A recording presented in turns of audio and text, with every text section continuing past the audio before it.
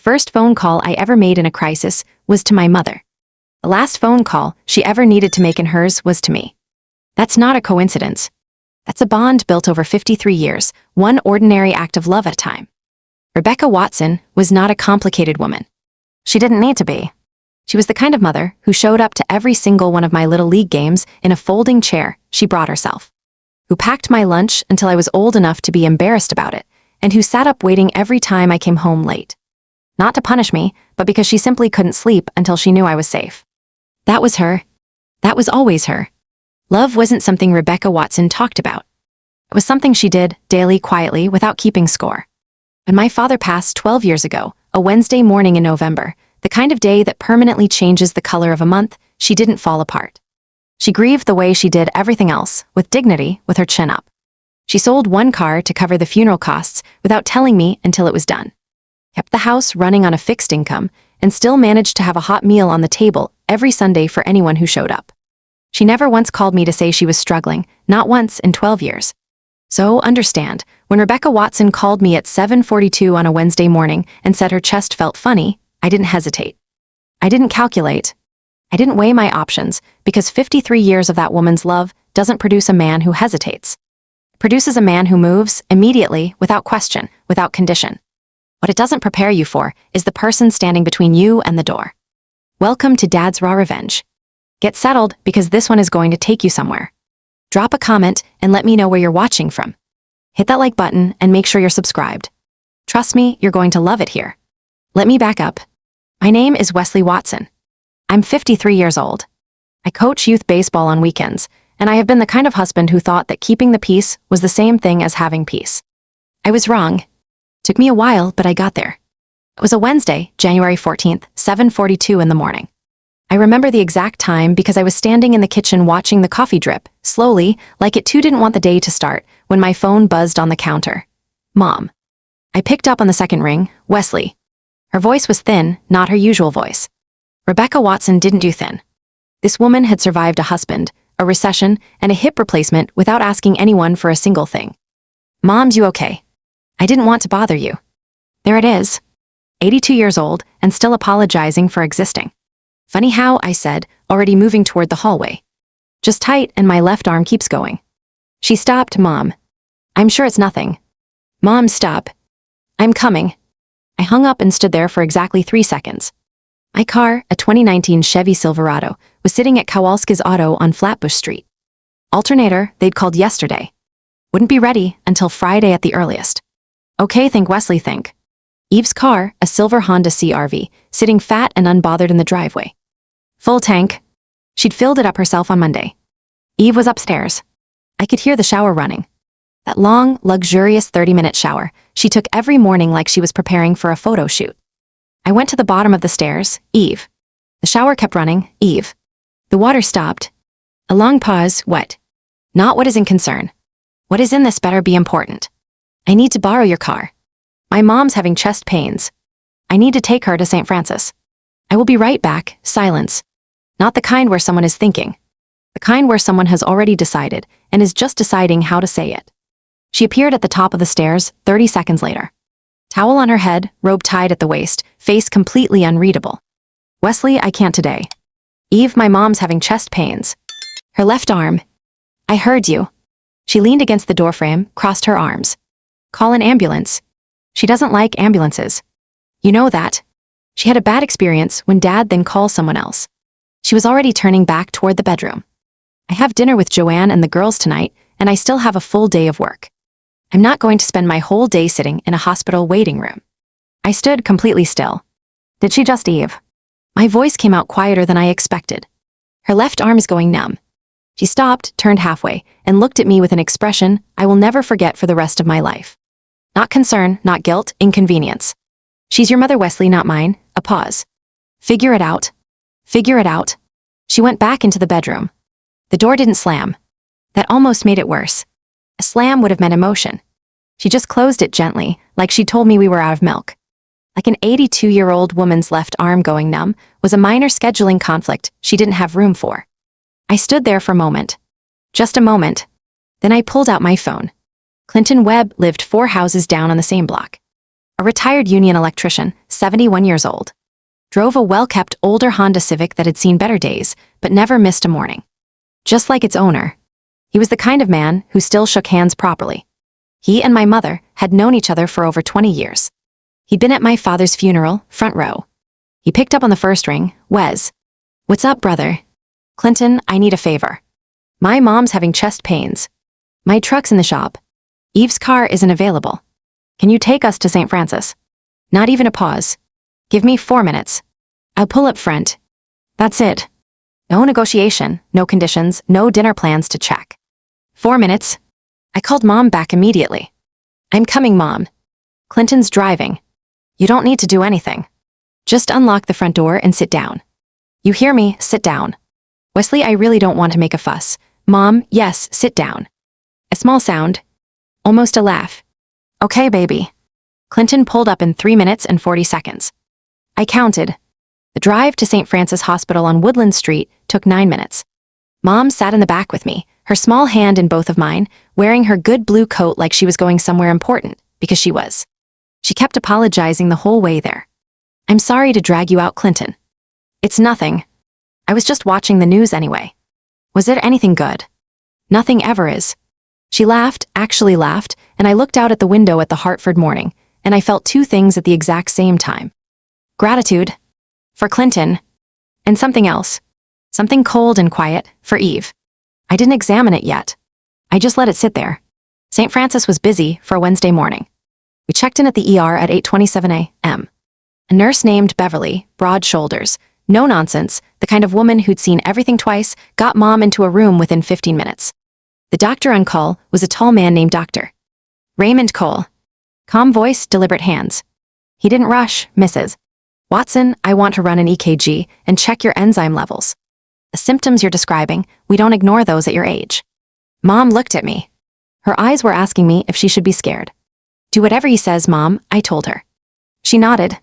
And she reached up and touched my face. You came, she said simply, like she hadn't been completely sure I would. That nearly broke me. Mom, I'll always come. She patted my cheek twice, lay back on the pillow, and closed her eyes. I sat in that waiting room for 2 hours and 40 minutes. Plastic chair, bad lighting, a TV mounted in the corner playing a game show on mute. I drank the worst coffee of my life from a machine near the elevator and didn't taste a single sip. Eve didn't text once. Not even, is she okay? At 11:04, Dr. Cole came out to find me. His face was measured, not alarmed but serious. Mr. Watson, your mother had what we call a mild cardiac event. Not a full heart attack, but her body was warning her. We want to keep her for observation, run a few more tests, adjust her medications. But she's stable. She's stable. He's also asking if there's a television in her room. I laughed, actually laughed. That's her. Can I go see her? Give us 20 minutes to get her settled. I sat back down, put my elbows on my knees, stared at the floor. Figure it out, Eve had said. Figure it out. She went to dinner with Joanne and the girls, while her mother-in-law's heart was sending distress signals. I figured it out all right. I pulled out my phone and called Clinton, who'd waited in the parking lot the entire time like the man he was. She's stable, I told him. Thank God, he said, and he meant it. Clinton, thank you, Wes. His voice was firm, gentle. That's what people do. I let that sentence sit in the air for a moment. Some people. I stayed with Mom until 4:00 p.m. We watched half a game show, with sound this time, and she beat me twice at a word game she made up on the spot involving hospital equipment and state capitals. She was sharper than me on her worst day. Always had been. At 3:47, just before I left, she took my hand again. Wesley. Her voice had shifted. That thin morning voice was gone. This was her other voice, the one she used when she meant something. Yeah, Mom. Eve didn't come. It wasn't a question. I didn't answer right away. She had dinner plans. Just my name. That's all Clear's throat she needed. I looked at her. 82 years old. Blue coat folded neatly over the chair. Eyes as clear as they'd ever been. She went to dinner, Mom, I said quietly. With her friends. The words landed in that hospital room like something dropped from a great height. Mom didn't gasp, didn't raise her voice, didn't say a single word about Eve Watson. She just nodded slowly, looked toward the window. The afternoon light was hitting the Hartford skyline just right. Gold and quiet and tired. She didn't say anything else, but I saw something move across her face. Something that looked a lot like a decision. I kissed her forehead at 4:02 p.m. I walked out of St. Francis Hospital into the cold Connecticut air. Clinton came back to pick me. We drove home in comfortable silence. And somewhere on Blue Hills Avenue, with the oak leaves flying past the windshield like the world was shedding something it no longer needed, I realized I wasn't angry at Eve. I was done. If you have been listening for a while, do us one quick favor. Subscribe. A lot of people watch without ever doing it, but it costs you nothing and it means everything to us. Hit the like button while you're at it and drop your thoughts in the comments. Some people spend their whole lives making withdrawals from relationships they never bothered to deposit into. Eve had overdrawn for years. Thursday, January 15th, 6:58 in the morning. I woke up before the alarm. That's how you know something's sitting on your chest that sleep couldn't move. I lay there on my side of the bed, the left side, always the left. 11 years and I still slept like I was leaving room for someone who wanted to be there, and stared at the ceiling. Eve was still asleep. Hair spread across the pillow, breathing slow and even, completely unbothered. The woman could sleep through a verdict. I got up quietly, went downstairs, made coffee. Yes, with the loud machine, and no, I didn't feel bad about it. Not even slightly. She chose dinner over my mother's left arm going numb. She could survive the coffee machine. I sat at the kitchen table and watched the morning come through the window over the sink. My phone was face down on the table. I flipped it over. No messages from St. Francis. No news was good news at 7 o'clock a.m. I thought about Mom, about the way she'd looked in that hospital bed. Small against the pillow, her good blue coat folded over the chair like she dressed up for the occasion of being sick, about the way she touched my face and said, "You came." Like she hadn't been completely sure I would, "You came." 2 words. 82 years of love compressed into 2 words, and they nearly broke me all over again sitting at that kitchen table with my coffee going cold. She always came for me, every single time, without question, without condition. The very least I could do was come for her. I was on my second cup when I heard Eve on the stairs. She came into the kitchen in her robe, glanced at me, then at the coffee machine, then back at me. "You made coffee." "Every morning for 11 years, I said, shocked it's still surprising. She poured herself a cup and leaned against the counter. There was a beat of silence. A specific kind that married people know. The kind that's waiting for someone to bring something up. She finally brought it up. "How's Rebecca, Rebecca?" Not your mom, not Mom, Rebecca. Like she was a coworker, like she was somebody's acquaintance at a work function Eve had forgotten she'd attended. "Stable," I said. "Mild cardiac event. They're keeping her another day." She repeated it slowly like she was tasting the words. Another silence. "How was dinner?" I asked. She blinked. Just once, but I caught it. "It was fine." She said carefully. "Wesley, I want you to know, yesterday was really complicated for me." Complicated? I let the words sit there between us for a second. Your mother-in-law's heart was sending distress signals and you were at a restaurant, but sure, complicated. Wesley, Eve. I said it the same way my mother said my name the night before. Just the word. Just the name. Flat and final. She stopped. "I'm not doing this right now," I said. "I'm just trying to explain, I know." I stood up, rinsed my mug. "I heard you the first time. Yesterday, at the bottom of the stairs." I picked up my phone, my jacket, my keys, my spare keys, because my truck was still at Kowalski's, and I walked to the door. "Where are you going?" she asked. "To see my mother." I didn't look back. Clinton drove me again. He didn't ask questions, didn't offer opinions, just drove, one hand on the wheel, old country station playing low on the radio. There's a specific kind of friendship that doesn't need words to function.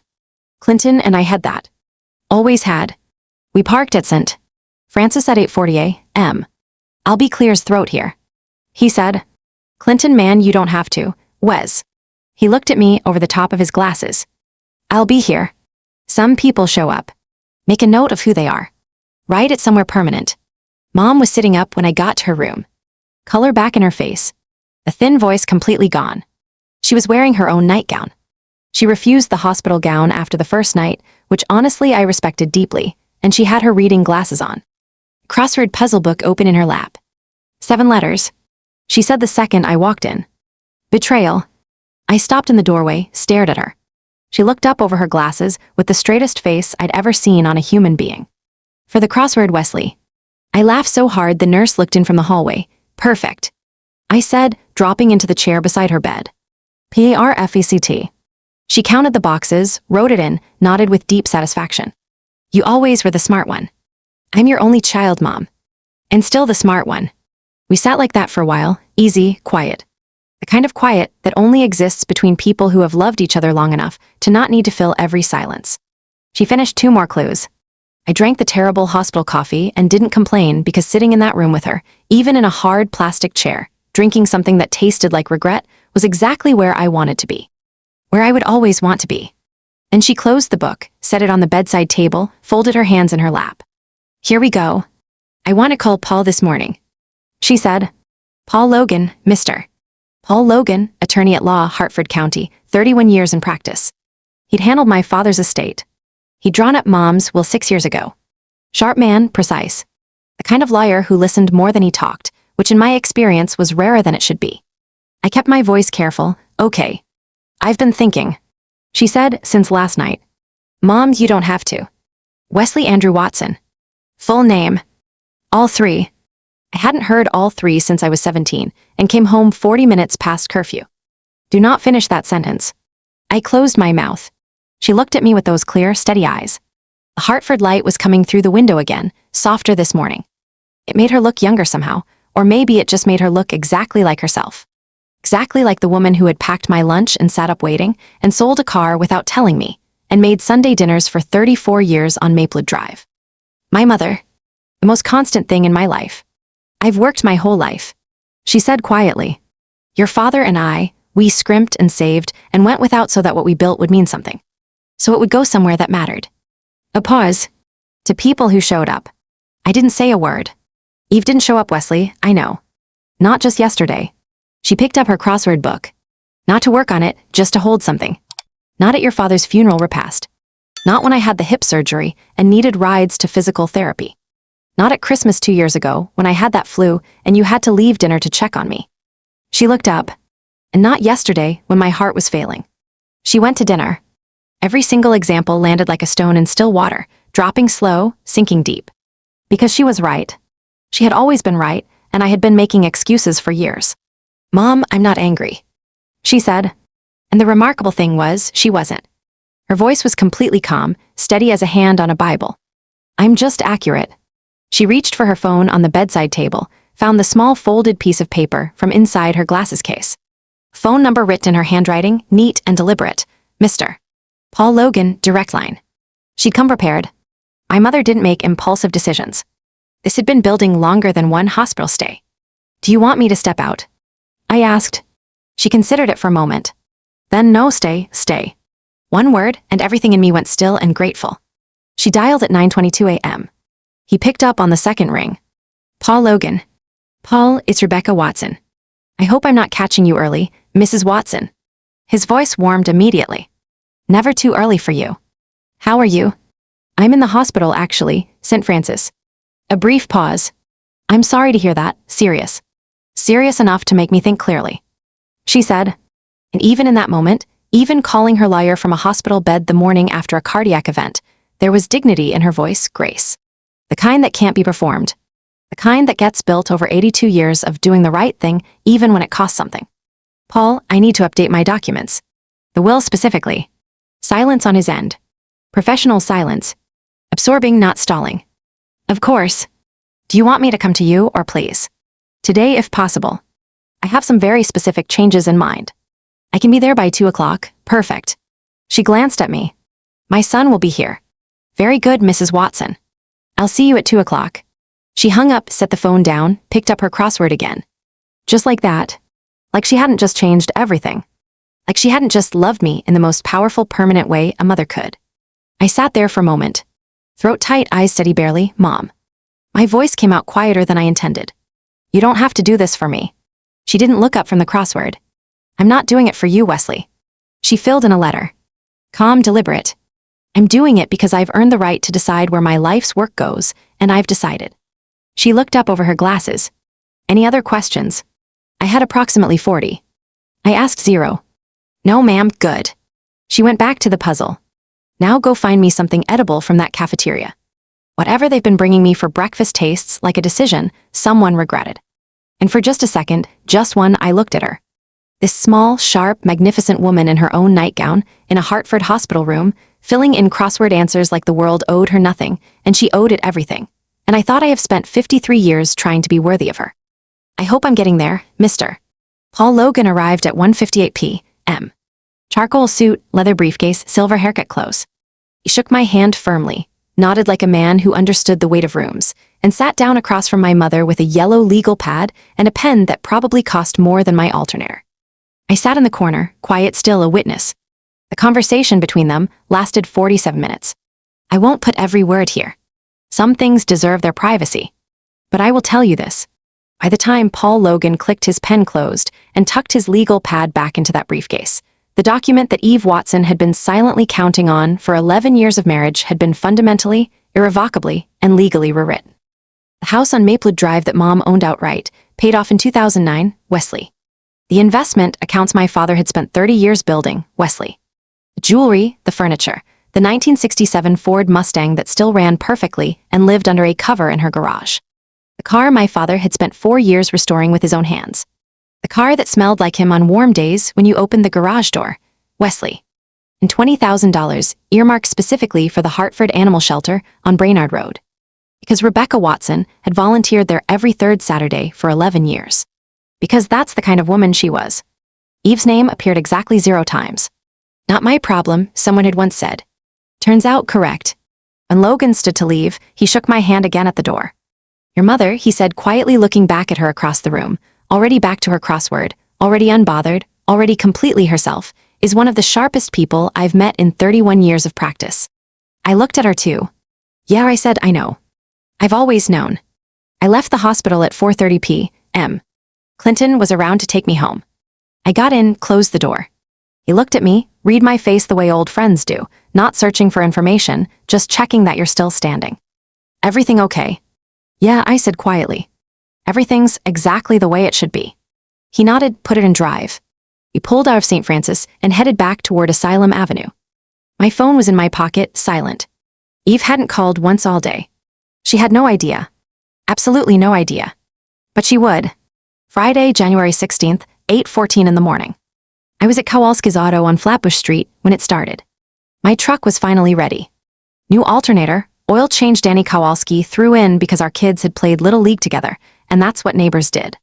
And a fresh set of wiper blades I hadn't asked for. I was standing at the counter, signing the invoice when my phone buzzed. Eve. I let it ring. Not out of strategy, not yet. I just didn't have anything to say. Nothing that would land the way it needed to, not yet. I slid the phone back into my jacket, finished signing, shook Danny's hand, and walked out into the Hartford morning. The air was sharp and cold, and completely honest. I started the engine, let it warm up, sat there watching my breath fog the windshield, and thought about Mom. About bringing her home to Maplewood Drive, where she belonged. About getting her settled in her kitchen with her tea and her crossword, and her dignity fully intact. That's what today was about, not Eve. Not the calls. Not any of it. Today was about bringing my mother home. My phone buzzed again, Eve again. Then a third time. Then a fourth. Then a fifth. Something's happening. I pulled out of Kowalski's and headed toward St. Francis. I had a mother to bring home. She was ready when I got there, 8:53 a.m. Blue coat, small overnight bag packed neatly. Beverly, the nurse, walking beside her, and another nurse holding the mandatory wheelchair. Hospital policy, completely non-negotiable. Mom had already argued and lost with characteristic grace. She stood up from the wheelchair the second she cleared the automatic doors. I can walk to my son's truck, she announced to no one in particular and everyone within earshot. I had a cardiac event, not a personality removal. Beverly laughed. The real kind, not the professional kind. She took Mom's hand in both of hers and held it for a moment. You take care of yourself, Mrs. Watson. I always do, baby. Mom squeezed her hand. You're a good one. Don't let anybody tell you different.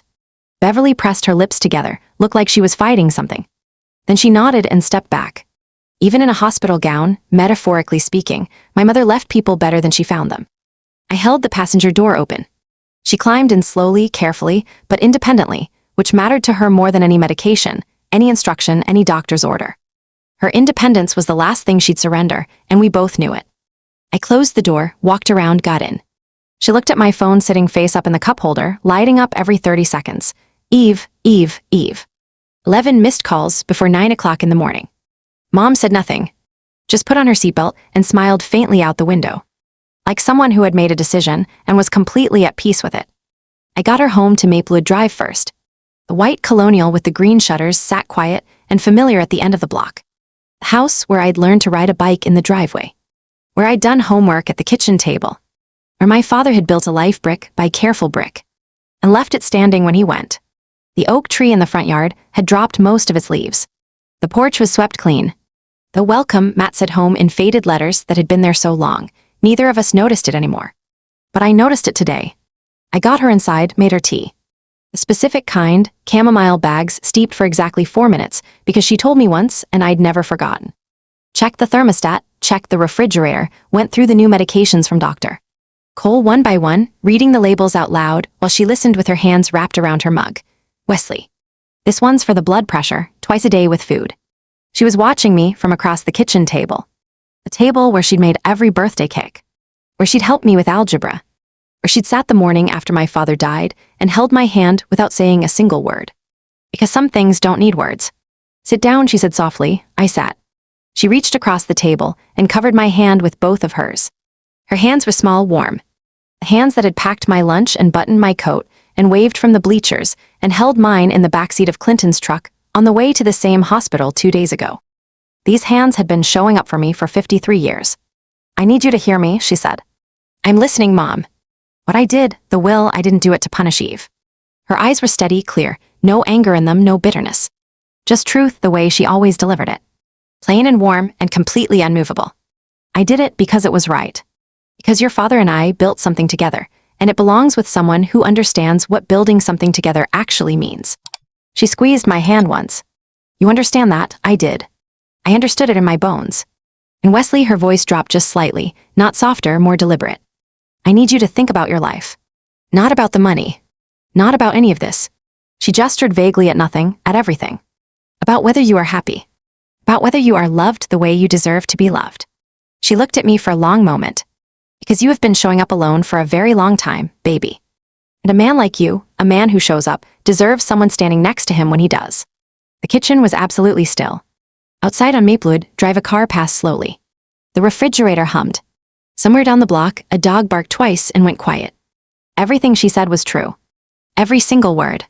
My throat tightened. My eyes burned just slightly at the corners. I didn't look away from her. Yeah, I said, and my voice came out rough and quiet and completely honest. I know, Mom. She nodded once slowly, like that was exactly what she needed to hear. Then she patted my hand twice, the same way she'd patted my cheek in the hospital room 2 days ago, and released it. Good. She picked up her tea, took a sip, set it back down. Now, are you going to answer that phone or not? My phone was buzzing on the table between us. Eve, call number 29. I looked at it, looked at Mom. She raised one eyebrow. I picked up the phone, turned it face down, let it buzz against the wood until it stopped. Not yet, I said. The corner of her mouth moved, just barely.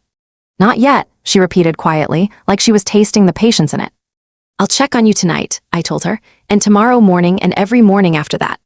She waved a hand. I know you will. I mean it, Mom. Wesley. She looked at me over her glasses. She'd put them back on at some point without me noticing. I know you mean it. You have always meant it. I left Maplewood Drive at 1:15 p.m. Drove home to Asylum Avenue, parked in the driveway behind Eve's Silver Sea RV, sat in my truck for a full minute. 34 missed calls, 34. I went inside. Eve was in the living room, perched on the edge of the couch in her work clothes, both hands wrapped around her phone like it was the only solid thing left. She looked up the second I walked through the door. Her eyes were raw, sleepless. Something in her face had shifted in a way I hadn't seen before. The careful composure she wore like a second skin had cracked, and underneath it was something that looked a lot like a woman who had spent the entire day realizing exactly what she'd done. Good, said something quiet in the back of my mind.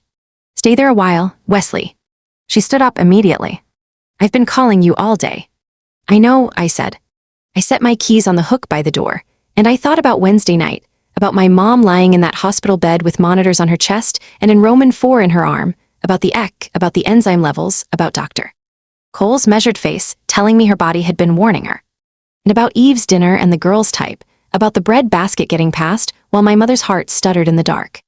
I let that sit in my chest for exactly 1 second, then I looked at my wife. Did you know? Her voice cracked on the last word. About the will. Did you know she was going to? No, Wesley. I didn't know. I turned to face her fully. I found out with everyone else. She pressed her fingers to her mouth, composed herself. When she spoke again, it was quieter, more controlled, but underneath it, threaded through every word like a wire pulled too tight, was fear, real fear, the kind that arrives when consequences finally catch up to choices. She took me out completely. Paul Logan's office called to confirm the changes were filed, and Wesley, do you understand what that means? Everything we've been expecting, Eve. My voice was calm, steady as I'd ever heard it. I understand exactly what it means. Then talk to her. The composure slipped again, just slightly. Ask her to reconsider. Tell her it was a misunderstanding, that I was going to come to the hospital. You just what? She stopped. I took one step toward her, not aggressive, not angry, just completely quietly present in a way I hadn't been in years, because I finally had nothing left to protect. You just had dinner with Joanne and the girls, I said, while my mother was in a hospital bed with a cardiac event, while I was sitting in a plastic chair in a waiting room drinking machine coffee under fluorescent lighting. I paused. Clinton Webb sat in a parking lot for 3 hours, because that's what people do. The color left her face slowly, completely, like water draining from a glass. Rebecca made her decision, I said, the same way you made yours, clearly, deliberately, and without asking anyone's permission. Wesley, please. She has spent 82 years showing up. My voice didn't rise, didn't need to. For my father, for me, for every person she's ever loved. She has never once, not once, chosen dinner over somebody who needed her. I looked at Eve for a long moment. He just finally stopped expecting everyone else to do the same. The living room was completely silent. Eve looked at me, really looked, maybe for the first time in years, and I watched something move across her face.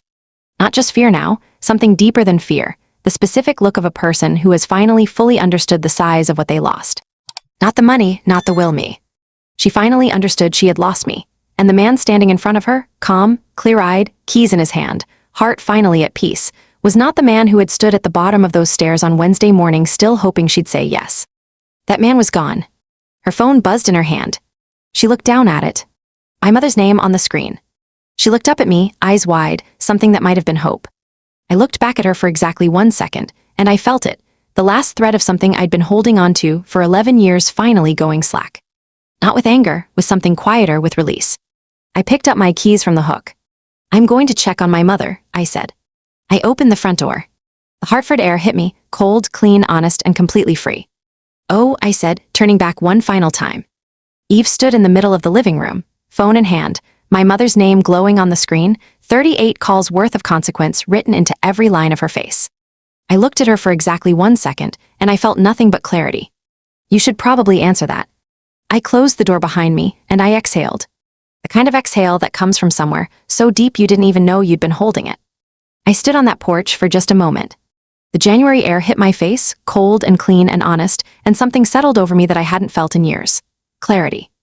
Not anger, not bitterness, not the hot rush of a man who just had enough, just clarity. The quiet, unmistakable clarity of a man who had finally, after years of telling himself things were fine, after years of smoothing things over and swallowing things down and sleeping on the left side of a bed, leaving room for someone who never moved toward him, finally seen his life exactly as it was. I had not been married for 11 years. I had been enduring for 11 years. There is a difference. And standing on that porch, with my mother's voice still in my ears, and Eve's face still in my mind, I finally understood it completely. The hospital didn't make me see it. Rebecca Watson lying in that hospital bed with a cardiac event while her daughter-in-law passed the bread basket at dinner. That didn't plant a seed. It burned the whole field down and showed me exactly what had always been growing there. I walked to my truck, started the engine. The radio came on low, something old, something my father used to hum on Saturday mornings in the garage, and I let it play. I didn't make any decisions that night, beyond one. I was not going back into that house, not that night. And somewhere, in the place where a man knows things before he's ready to say them out loud, I knew it wasn't just that night. Loyalty and love deserve a legacy. If you enjoyed this story, join our community by hitting that like button and subscribing for more real, raw, and family stories. I will see you on the next one.